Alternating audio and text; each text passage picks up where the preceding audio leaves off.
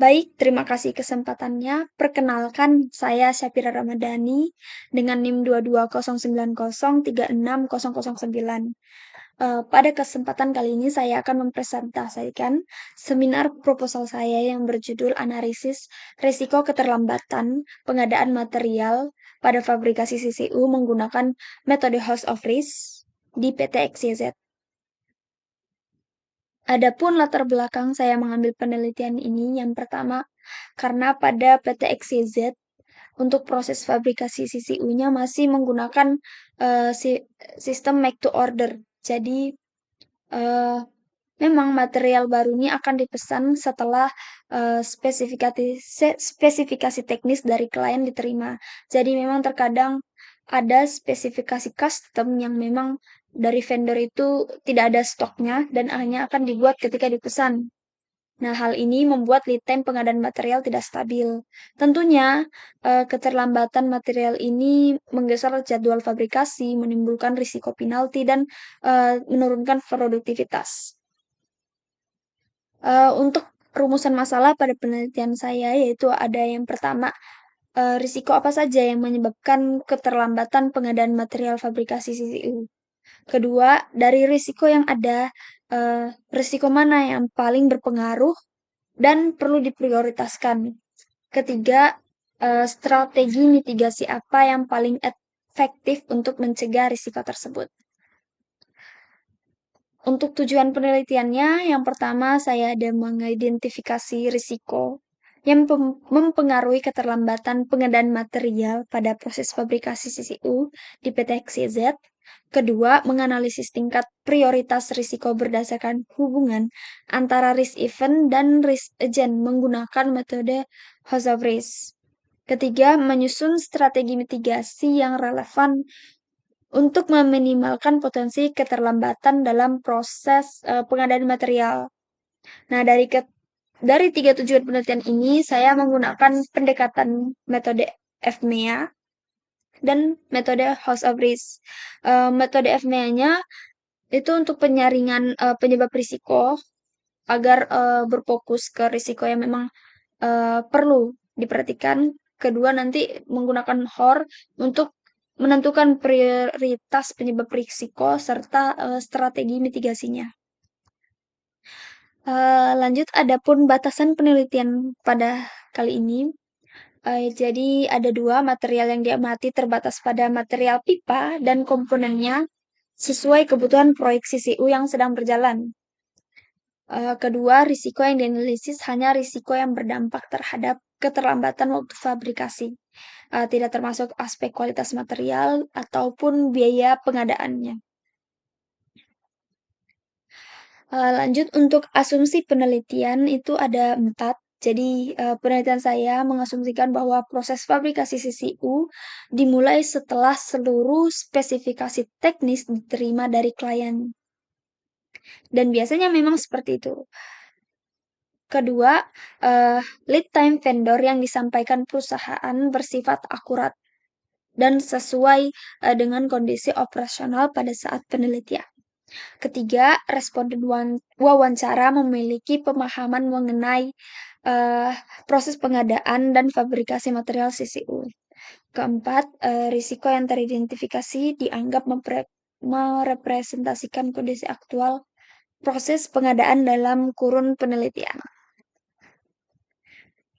Adapun tinjauan pustaka yang saya gunakan pada penelitian ini yaitu mengenai manajemen rantai pasok yang mengatur aliran barang dari produksi ke konsumen. Tetapi keterbatasan visibilitas dan pelacakan real time masih menjadi kelemahan utama yang memicu ketidakefisienan pengawasan dan potensi keterlambatan. Kedua, adapun manajemen risiko adalah proses mengenali, mengukur, dan mengevaluasi risiko serta merumuskan strategi pengelolaannya. Dan hal ini disampaikan oleh Statutan DKK 2014. Kemudian untuk metode House of Risk adalah metode manajemen risiko yang bersifat proaktif dengan menekankan pengendalian pada risk agent sebagai penyebab terjadinya risk event. Lanjut ada failure mode and effects analysis atau FMEA adalah metode untuk mendeteksi potensi kegagalan dan mengevaluasi tingkat risikonya guna menentukan tindakan perbaikan prioritas. Dalam HOR sendiri, beberapa kriteria FMEA digunakan sebagai acuan pemilihan risiko paling signifikan. Berdasarkan penelitian terdahulu, yaitu ada pada tahun 2023, peneliti bernama Fahriza Pawas Asrori dan kawan-kawan dengan judul analisis risiko rantai pasok menggunakan metode supply chain dan House of Risk pada PT Indo. Kemudian ada Foni Adelia dan Wiwin Widiasi, yaitu strategi mitigasi risiko pada produksi surumi beku menggunakan metode House of Risk dan SCORE model.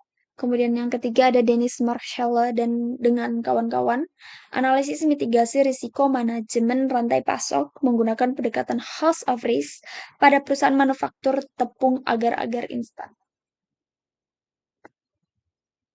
Adapun lokasi penelitian untuk penelitian saya yaitu dilakukan pada PT XYZ yang bertempatkan di Jalan Mula Warman nomor 6 RT 1 Batakan Manggar Sepinggan, Kecamatan Balikpapan Selatan, Kota Balikpapan, Kalimantan Timur.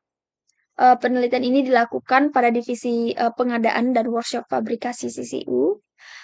Lokasi dipilih karena perusahaan mengalami ketergantungan tinggi pada vendor untuk material custom yang menyebabkan keterlambatan jadwal pemasangan dan potensi penalti dari klien. Untuk metode penelitian saya ada data primer dan data sekunder. Data primernya dikumpulkan melalui wawancara dengan pihak bagian logistik dan rantai pasoknya, serta survei lapangan ke lokasi proyek terkait kebutuhan material.